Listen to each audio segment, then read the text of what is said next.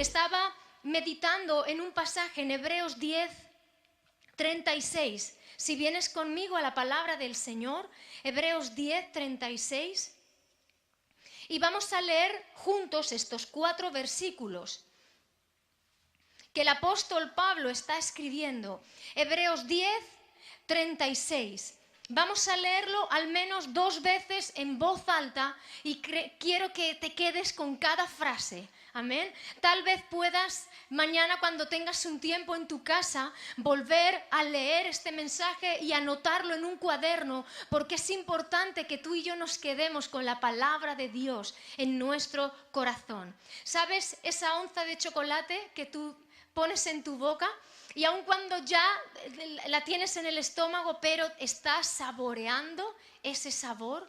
Piensa en la comida que a ti más te guste, que cuando entra en tu boca, luego estás saboreando y diciendo, wow, qué rica estaba esta comida. La palabra de Dios tiene que ser lo mismo en nosotros. Tenemos que leerla, pero luego empezar a meditarla y empezar a decir, wow, Señor, qué buena palabra tú me estás dando. A la de 3 vamos a leer Hebreos 10:36 al 39. 1, 2, 3. Porque os es necesaria la paciencia para que, habiendo hecho la voluntad de Dios, obtengáis la promesa. Porque aún un poquito, y el que ha de venir vendrá y no tardará. Mas el justo vivirá por fe. Y si retrocediere, no agradará a mi alma. Pero nosotros no somos de los que retroceden para perdición, sino de los que tienen fe para preservación del alma. Una vez más, 1, 2, 3. Porque es necesaria la paciencia para que, habiendo hecho la voluntad de Dios, obtenga la promesa. Porque aún un poquito, y el que ha de venir vendrá y no tardará. Mas el justo vivirá por fe. Y si retrocediere, no agradará a mi alma. Pero nosotros no somos de los que retroceden para perdición, sino de los que tienen fe para preservación del alma. Amén. La primera parte que hemos leído: me es necesaria la paciencia. Paciencia me habla de constancia. Me habla de la capacidad de resistir en medio de los tiempos difíciles. Me es necesaria la paciencia. ¿Para qué? Para que, habiendo hecho la voluntad de Dios en mi vida, obtenga la promesa. Yo obtenga la promesa. Pero es necesario que yo viva en medio de paciencia y de constancia y de una capacidad de esperar aún en los tiempos difíciles en mi vida. Pueden haber crisis emocionales, crisis de fe, crisis económicas, crisis matrimoniales. Pueden haber momentos de dificultad en mi vida. Y el apóstol Pablo dice, te es necesaria la paciencia, para que, habiendo hecho lo que tú quieras, no, para que, habiendo hecho lo que tú crees que tienes que hacer, no, para que, habiendo hecho la voluntad de Dios, obtenga la promesa.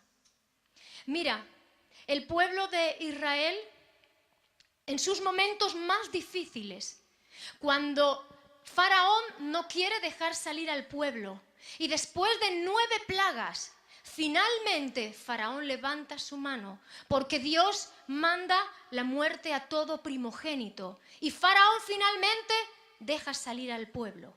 Pero hay un momento puntual de presión absolutamente fuerte, porque el pueblo de Israel se encuentra delante el Mar Rojo y detrás a todo Egipto que estaba viniendo tras él para devolverle de nuevo a la esclavitud. Hay un momento puntual dentro del pueblo de Dios donde ha perdido todo, donde no tiene esperanzas, porque detrás tenía persecución y delante había un mar que se abrió. ¿Sabes? A veces es necesario en nuestra vida encontrarnos como el pueblo de Israel, donde detrás están nuestros enemigos, donde detrás hay una adversidad terrible y donde delante solamente hay un mar y donde ya no hay escapatoria y hay un clamor a la presencia y a nuestro Señor. ¿Qué hace Dios? Abrió el mar Rojo para que su pueblo pasara por tierra seca.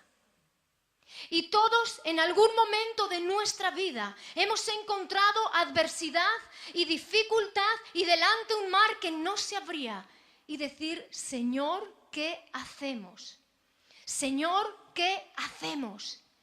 Y Dios, en medio de nuestro quebrantamiento, y cuando tú y yo doblegamos nuestro orgullo, cuando tú y yo doblegamos y ya damos por perdido, te has encontrado en momentos donde ya estás dando por perdida cualquier cosa en tu vida, y Dios abre el mar para que su pueblo pase en seco.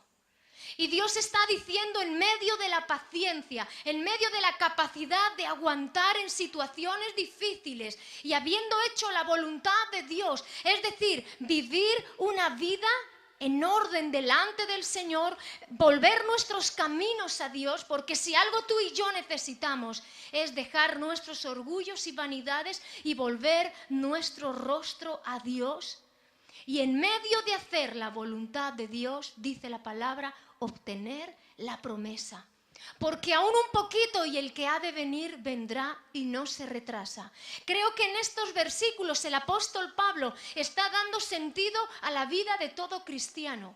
Porque la vida es necesaria hacer la voluntad de Dios, vivir con paciencia y con constancia en medio de la adversidad.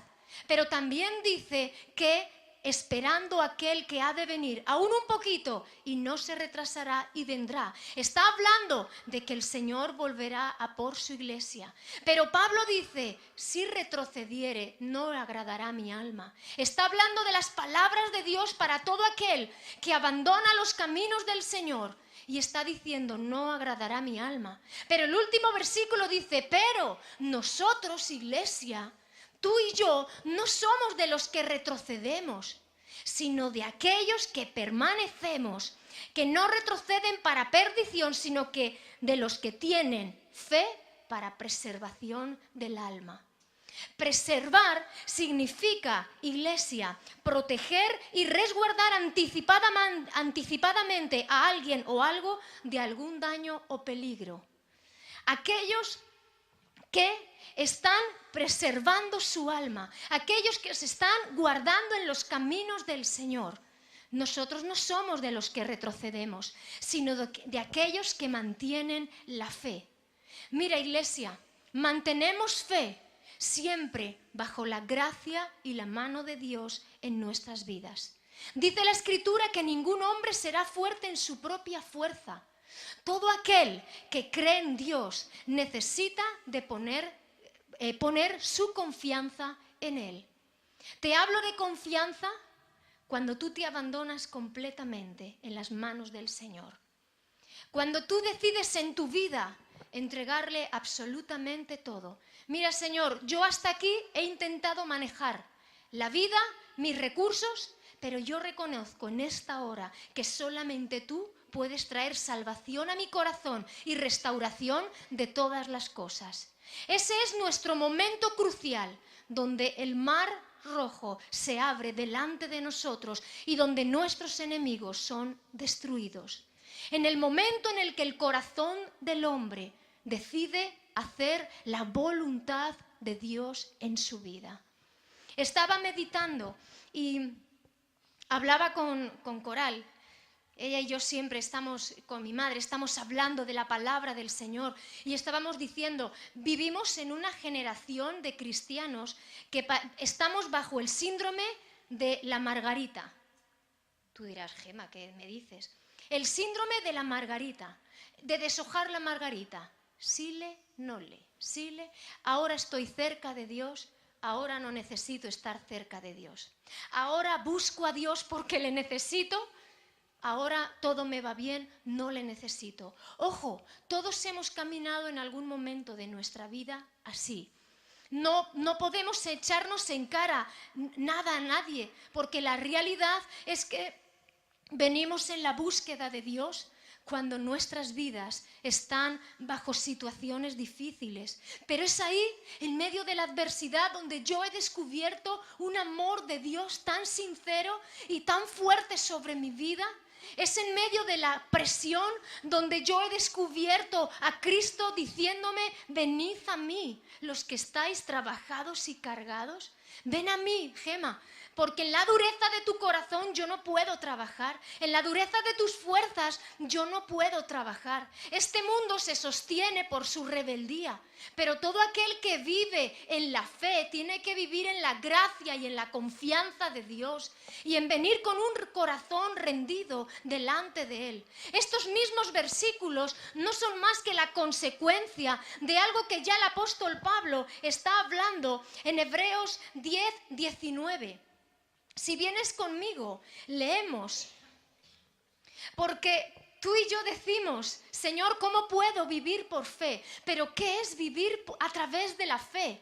¿Qué es vivir en la fe del Hijo de Dios? ¿Qué es vivir en la gracia de nuestro Señor?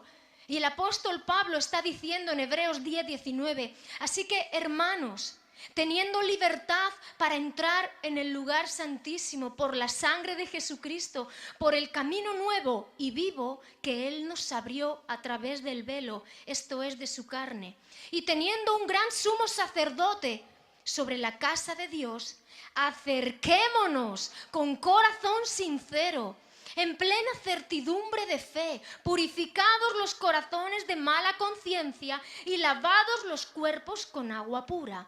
Mantengamos firme, sin fluctuar, la profesión de nuestra esperanza, porque fiel es aquel que prometió.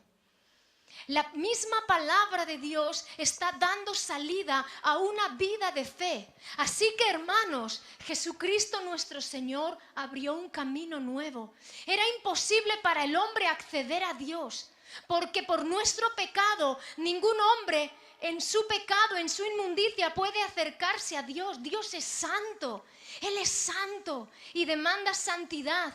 Pero Jesucristo nuestro Señor dice que abrió un camino nuevo para acercarnos a la misma presencia del Señor. Y dice que Él es el gran sumo sacerdote, el único. La figura del sacerdocio, iglesia, estaba creada desde el Antiguo Testamento, porque cada vez que el hombre pecaba, cada vez que el pueblo de Israel tenía que redimir sus pecados y sus faltas, se realizaban sacrificios de animales, porque era mediante el derramamiento de sangre que podía venir la limpieza. No es más que una simbología, Antiguo Testamento, con lo que luego Cristo iba a hacer en la cruz del Calvario, derramando su sangre. Pero ese sacerdote estaba vez tras vez ofreciendo sacrificios, y ese sacerdote era el intercesor entre Dios y los hombres, como era la figura de Aarón y toda su familia. Pero dice la Escritura que venido Cristo, Él es el sumo sacerdote. Es decir, ya no hay intermediarios entre Dios y el hombre. Ya no hay nadie que pueda perdonar y limpiar mis pecados, porque en el Antiguo Testamento la Escritura habla que el Señor, a través de los sacrificios, era sofocada su ira, porque el pecado del hombre no podía estar en la presencia de Dios. Mas venido Cristo, no solamente limpia, sino que borra y deja atrás toda nuestra maldad. El apóstol Pablo habla que hay un acta de decretos que nos era contraria, y que Cristo, a través de su muerte en la cruz, nos hace libres por completo. No solo hay limpieza, sino que borra y echa atrás todo nuestro pecado. Así que, iglesia, el Señor nos enseña que Jesucristo abrió ese camino nuevo para que tú y yo entráramos confiadamente. Y está diciendo: acerquémonos. ¿Cómo? ¿Cómo accedemos a Dios? Con un corazón sincero, purificados los corazones de mala conciencia. Es decir, Señor, lo que yo estoy haciendo, mi comportamiento no te agrada. Yo quiero venir delante de ti y que mi vida sea purificada, Señor. Yo quiero venir delante de ti, que mi vida cambie por completo, de tinieblas a luz, de muerte espiritual a vida espiritual, acercándonos con un corazón sincero y dice con plena certidumbre de fe. Todo aquel que se acerca a Dios tiene que saber que Él es real y que Él está en medio nuestro, que aunque tú no lo ves con tus ojos, es igual que el aire. Me encanta dar esta explicación, porque tú puedes ver el aire, cómo sopla, puedes ver los árboles moverse, puedes ver cómo roza en tu cara, pero tú no lo ves visiblemente, pero aire está y lo hay. Es igual Dios en nuestras vidas. Tú no lo ves físicamente, pero a través de la fe tú sabes que Él está obrando en nuestras vidas. Es igual que el agua. El agua tiene estado líquido, sólido y gaseoso, pero los tres estados son agua. Es lo mismo que la figura de la Trinidad, Padre, Hijo y Espíritu Santo, tres personas en un solo Dios verdadero. Sigue siendo un mismo Dios, pero Dios Padre es el Dios creador de todas las cosas y el que proyecta y sopló vida en la vida del hombre. La persona de Jesucristo manifestó la salvación para el hombre. Jesucristo manifestó la libertad del pecado y de la muerte. Por eso Dios ha puesto eternidad en tu corazón y en mi corazón. Tú y yo estamos pensando en nuestros problemas a día de hoy, pero la realidad es que Dios puso eternidad en nuestros corazones. Por eso Pablo está diciendo: porque aún un poquito y el que ha de venir vendrá y no tardará. Habla de Jesucristo que volverá de nuevo, mas el justo vivirá por la fe. ¿Quién es el justo? Aquel que busca agradar a Dios con todo su corazón. El justo es aquel que ordena su camino y que se ajusta a la palabra y al reino de Dios. El justo es aquel que ha decidido no vivir su vida al margen de Dios. Lo que yo te decía, sile nole, el síndrome de la margarita, ahora sí, ahora toca que no, ahora toca que sí, ahora toca que no. Y nuestras vidas están fluctuando en una vida de fe. Hay un conocimiento de Dios, pero no hay un experimentar cercano de su reino, de su amor. Cuando tú vives en su amor verdadero, entonces recibes vida y vida abundante. Me gusta cómo el apóstol Pablo sigue diciendo, versículo 23, mantengamos firme sin fluctuar la profesión de nuestra esperanza, porque fiel es el que prometió. Y considerémonos unos a otros para estimularnos al amor y a las buenas obras, no dejando de congregarnos como algunos tienen por costumbre, sino exhortándonos, y tanto más cuando veis que aquel día se acerca. El ser humano vive en una inconstancia. El ser humano vive muchas veces movido a emociones y sentimientos. Pues ahora me apetece servir a Dios, pues ahora no me apetece servir a Dios. Pues ahora vengo a la iglesia, pues ahora ya no creo que necesite. En mi casa yo también busco a Dios. Así hablan muchos y mucha gente ha perdido su fe, iglesia. Por querer llevar una fe solitaria, individual, muchas veces los caminos se tuercen y viene turbación a nuestra vida. Por eso es tan necesario que tú y yo vengamos a la casa de Dios a nutrirnos de la palabra de Dios, de esa comida espiritual que llena y que sacia el alma, que sacia todo nuestro ser. Qué importante es que tú vengas y comiences a llenar tu depósito de fe, porque la fe, iglesia, es como un depósito. Tú lo vas llenando y comienzas a dar. Das a tus hijos, das a tu esposa, a tu esposo, das a la gente que te rodea. La fe es un depósito que mientras tú te llenas de él, tú puedes dar. El amor es un depósito que mientras mientras tú te llenas de la fuente que es Jesucristo, de la misma forma puedes dar a los demás.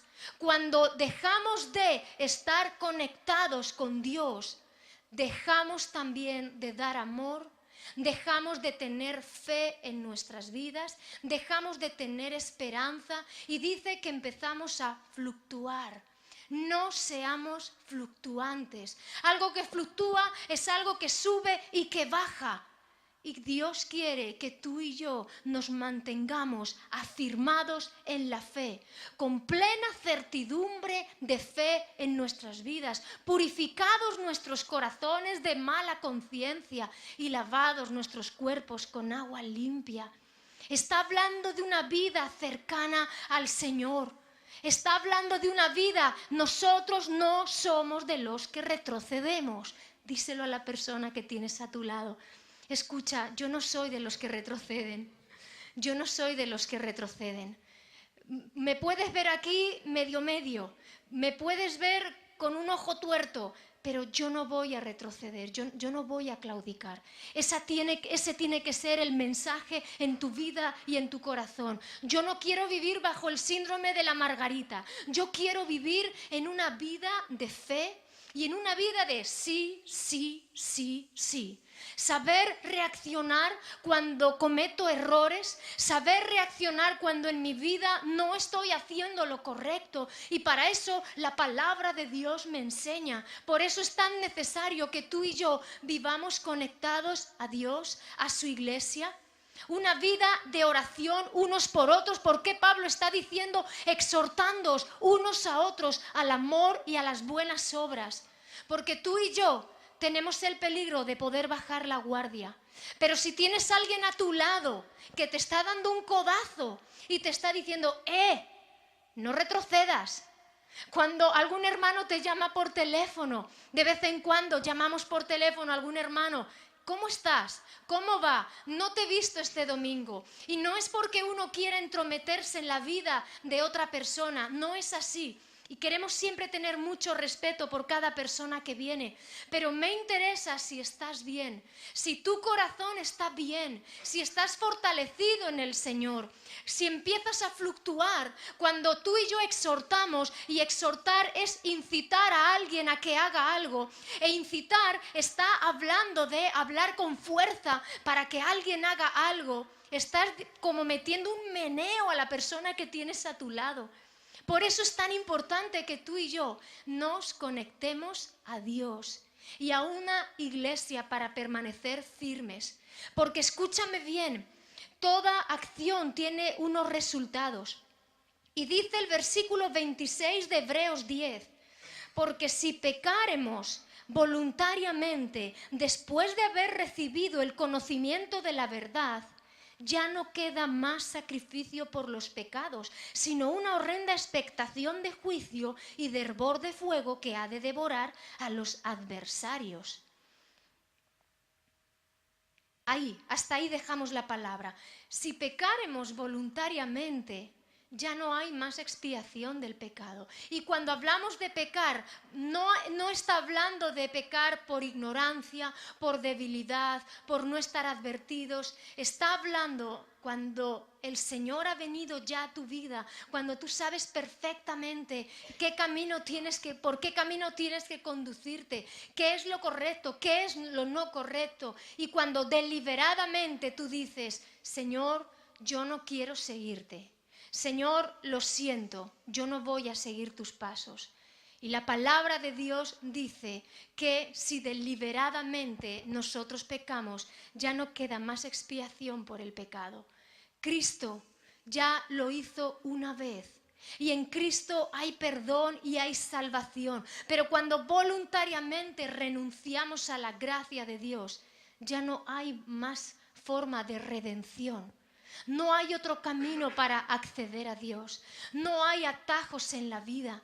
Por eso cuando alguien te anuncia la palabra, y escúchame, siempre lo decimos, no es una cuestión de religión, no es una cuestión, pues yo voy a esta iglesia, pues yo voy a esta otra. Jesucristo es el camino, Él es la verdad y Él es la vida. Cuando la verdad de Dios te es presentada y no a modo de liturgia y no a modo de seguir religiosamente, sino vivir una vida de amor y de relación con Dios absoluta y total. Cuando la palabra de Dios nos es presentada, ya no hay otra verdad.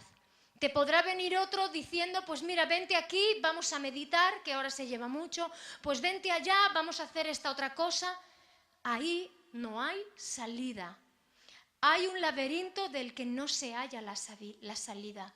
Solamente en Cristo está la salida. De ahí que los últimos versículos en los que yo me centro, escúchame, aun en medio de la adversidad, nos es necesaria la paciencia, la constancia y en estos momentos permanecer, para que habiendo hecho la voluntad de Dios, obtengamos la promesa. Y no tenemos que retroceder, sino nosotros somos de aquellos que mantenemos la fe. Mantenemos la fe, porque si retrocedemos no vamos a agradar a Dios. Si tú rompes toda la baraja, no vas a agradar a Dios. Espera, confía, ora, busca de Dios y espera la mano poderosa de Dios obteniendo la promesa. Y ahora tú me puedes decir, Gema, pero me faltan los recursos. Gema, pero yo no sé. Me faltan las formas. Yo ya he perdido toda capacidad. Y estaba meditando en toda esta semana, me venía a la mente aquel milagro, aquellos milagros que Jesús hizo en la multiplicación de los peces y los panes. La historia tú y yo la recordamos como el Señor Jesús alimentando a la multitud. Y está escrita en los 4 evangelios. Esta historia está escrita en Mateo, Marcos, Lucas y Juan. Y yo estaba meditando en este momento en el que hay una gran multitud. Y sabes, el Señor Jesús, lleno de sabiduría, le dice a Felipe, ¿y qué vamos a hacer con todos estos? ¿Qué vamos a hacer con ellos? Y en Juan 6 dice que lo decía para probarle, porque Jesús sabía lo que había que hacer. Pero tú imagínate una gran multitud que había estado escuchando el mensaje de Jesús, mensaje de amor, de salvación, y llega un momento en que le dice, despídeles. Pero ¿cómo vamos a decir hasta luego a esta multitud con lo tarde que es? Ya no tienen nada que comer, a las aldeas a las que vayan ya está todo cerrado, es de noche. Y Jesús prueba a Felipe en su fe y le pregunta en Juan 6, versículo 5, cuando alzó Jesús los ojos y vio que había venido a él gran multitud, dijo a Felipe, ¿de dónde compraremos pan para que coman estos? Esto decía para probarle porque él sabía lo que había de hacer. Felipe le respondió, 200 denarios de pan no bastarían para que cada uno de ellos tomase un poco. Quiero parar ahí la escritura, porque un denario era una moneda de plata, 200 denarios equivaldrían como unos 1.500 euros. Y Felipe estaba diciendo, ni 1.500 euros bastarían para que esta gente tomase un poquito de pan. Es decir, en medio de una situación, Señor, ¿pero qué vamos a hacer?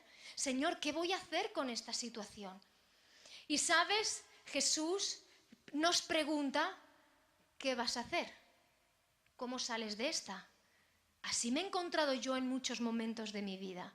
Esa voz en mi interior era el Espíritu Santo diciéndome, ¿cómo sales de esta, Gema? ¿Qué vas a hacer? Señor, no lo sé. Pero dice la Escritura que había un muchacho, un joven. Por eso el Señor dice, dejad que los niños se acerquen a mí, de los tales es el reino de los cielos. Si no tuvieras fe como este niño, no verás el reino de Dios. Un muchacho, un joven, piensa en uno de tus hijos, que dice, yo tengo 5 panes y 2 peces. Cualquiera se reiría de ver una multitud que dice la Escritura que eran 5.000 hombres. Es decir, no se contaba ni a las mujeres ni a los niños. ¿Qué hacemos con 5 panes y 2 peces? Y un niño que los traía. Y el Señor Jesús dijo, traédmelos aquí. Y el Señor Jesús lo bendijo, se lo da a sus discípulos y les dice, ahora repartidlo. ¿Quién hizo la multiplicación? ¿Quién multiplicó? La primera bendición vino de Jesucristo. Cuando tú y yo venimos con nuestros pocos recursos, yo no sé cuáles son tus recursos, yo no sé qué es de lo que tú dispones, y te aseguro que ni la sabiduría humana, ni los estudios, absolutamente nada humano puede traer un milagro de parte de Dios a nuestras vidas. El cambio de las vidas y los corazones lo hace solamente Jesucristo nuestro Señor. Por eso mis recursos son como los de ese muchacho, 5 panes y 2 peces, pero ahí tienes como 20.000 personas. A ver cómo los alimentamos. Y tú le presentas a Dios tu situación y le dices, Señor, no tengo recursos, ni anímicos, ni en vocabulario, yo no puedo solucionar esto. Pero viene el Señor Jesús y dice, ven a mí. Y cuando ese muchacho fue, Jesús lo bendijo y el milagro de la multiplicación se produjo. Porque dice la Escritura que hasta recogieron 12 cestas. Y venía mi pensamiento continuamente, Gema, ¿qué recursos tienes? Porque tú y yo podemos tener tantas situaciones en la vida en la que yo no me veo capacitada. Señor, no me veo capacitada para esto o esto otro, no me veo capaz. Pero el Señor dice, entrégame lo poco que tienes. Y muchas veces, creo que todas las veces, lo único que podemos decir, aquí está mi vida. Lo único que yo te entrego es mi vida, Señor, es mi voluntad. Y aquí vengo a hacer tu voluntad, lo que tú quieras.